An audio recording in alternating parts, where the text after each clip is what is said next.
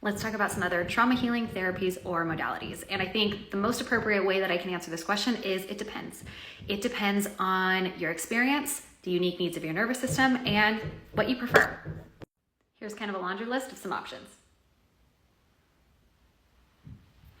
So things like EMDR or somatic experiencing, this can help you to really process and release some of that trauma that's stored in your body.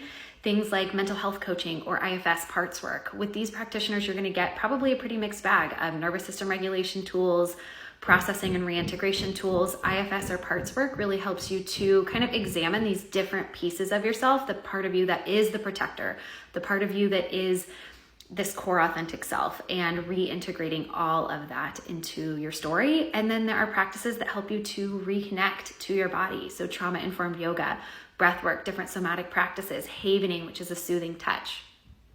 Some good buzzwords would be applied neuroscience or polyvagal practitioners. So especially trauma-informed polyvagal practitioners, which is something that I am, we understand how your nervous system works, the different states of your nervous system, and how trauma can impact that in both the way that the world impacts you and then how the state of your nervous system changes the way that you also show up and engage in situations and experiences in your life.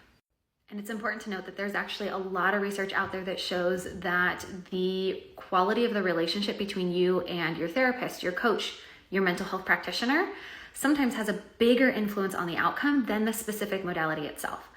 But I want you to know that there are options. There are a number of ways to use bottom-up approaches to healing trauma. So just remember, trauma is stored in the body. We are not ever going to be able to talk our way into healing trauma. The talking can come after establishing a sense of self, a sense of safety, and nervous system regulation, but it's not very helpful first. And it's likely that on your healing journey, you are going to have to engage in multiple different healing modalities. So instead of trying to find like the perfect type of therapy, try to find a therapist or a coach or a practitioner that you feel like you have a really safe and authentic connection with, who maybe has a little bit of a mixed bag. They can do the cognitive stuff with you. They can do the somatic and the bodywork stuff with you, and or they have a network of people that they can refer you to get the support that you need. There is no one size fits all solution. There's lots of options out there. So if you're feeling really stuck in a particular modality that you are engaging in right now, you've got options. If you've got any more questions, or if you want to share what has worked for you, drop them in the comments below. I'm Amanda, a neuroscience and trauma-informed anxiety and depression coach, and like and follow along for more of these conversations.